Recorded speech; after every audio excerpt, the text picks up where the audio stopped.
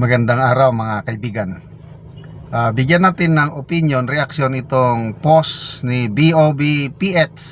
Sabi niya, Boying Rimulya na yan. Work experience is not relevant. Tungkol ba ito sa pag-apply ni Secretary Rimulya as Ombudsman? Okay. Isinare ni BOBPH ang The Situation Report. Nakasulat dito yung 17 applicants na posible maging ombudsman. Okay, exclusive. 17 aspirants vie for ombudsman post. Interviews set late July. Okay. About 17 applicants have formally applied to become the next ombudsman as of 4:30 p.m. on Friday, July 4. Among the contenders are i-summarize ko mabibigat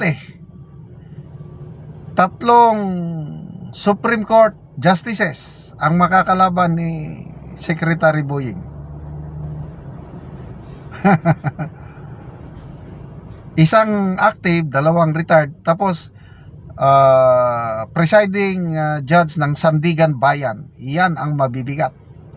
Plus may isa pa yung deputy, basahin ko na lang, basta ang mabibigat niyang kalaban, tatlong Supreme Court justices at presiding judge ng Sandigan Bayan.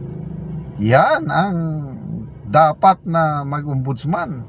Yung galing ba sa judiciary, yung independent ka talaga sa executive branch.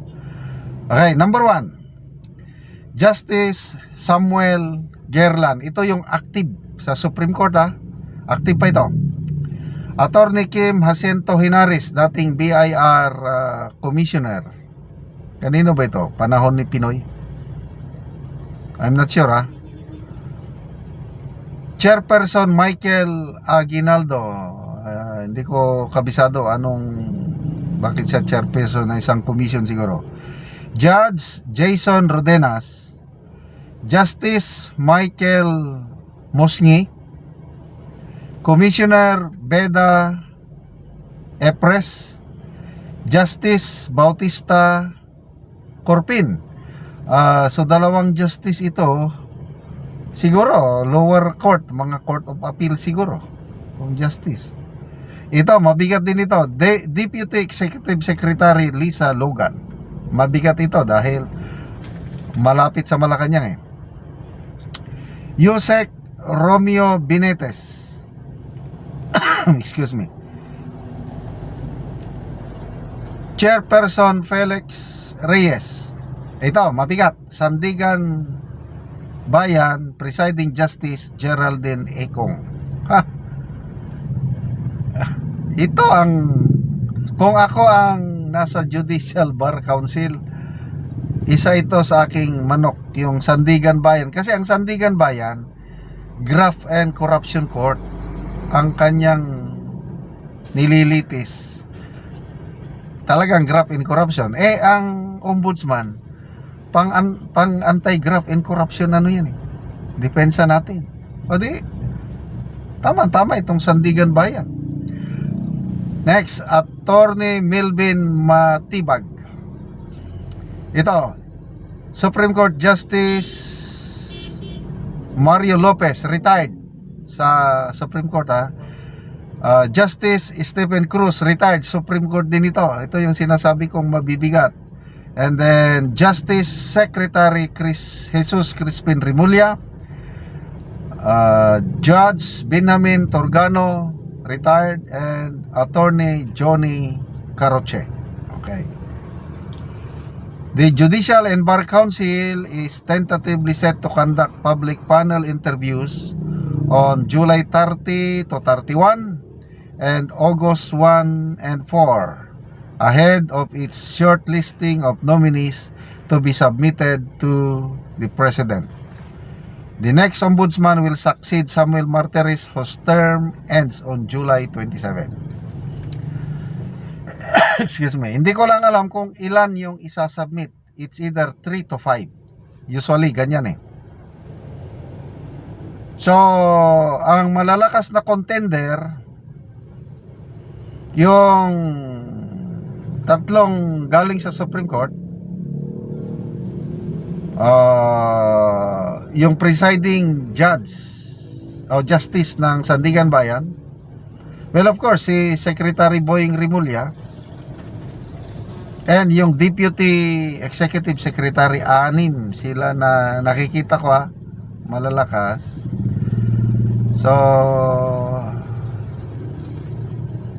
maisasama ba itong si Secretary Rimulya sa shortlist na 5? Well, depende na sa member ng council.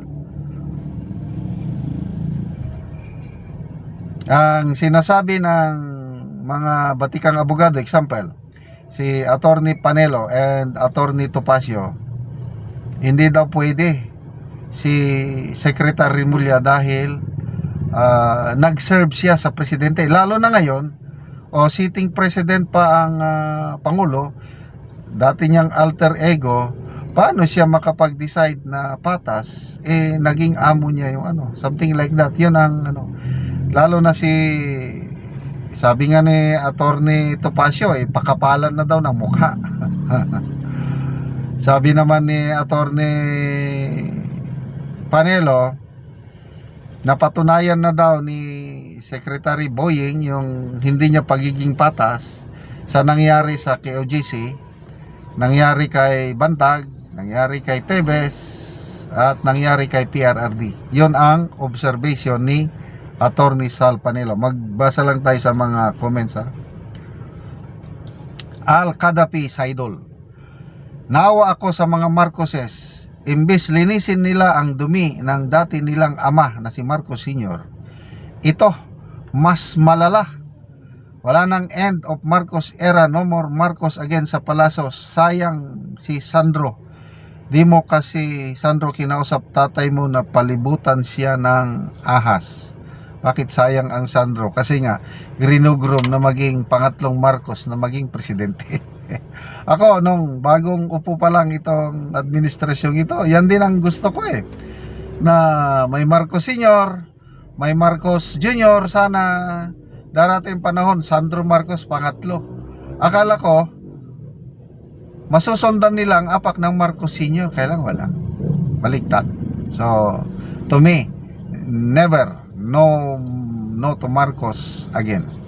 Okay, salamat mga kaibigan sa inyong pagsubaybay sa ating channel. Nakakatulong kayo ng malaki sa Tribong Talanding ng Bukidnon. Ang ating income sa channel na ito is pantulong sa tribo. Namimigay tayo ng livelihood assistance. Nagpapatanim ng sayote, ng saging lakatan, at Arabica coffee. Kasabihan nga, kung may itinanim, may aanihin. Panoorin nyo ang video na ito. Karon ni ako saging lakatan ni Manny King. So karon nagabuno siya atong tanaw at bisitahon. So nagabuno ka diya Manoy? Nagabuno ko. So, unsa man na imong giabuno diya? Tulo na ni klase. Rambol na ni. Rambol. O unsa na nga abuno?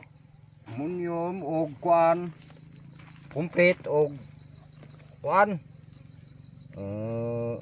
Lupos. Nupos. Karon luag-luag gyud ni ang sagingan ni Manny King. So nindot kayo, mga dagko na yang saging.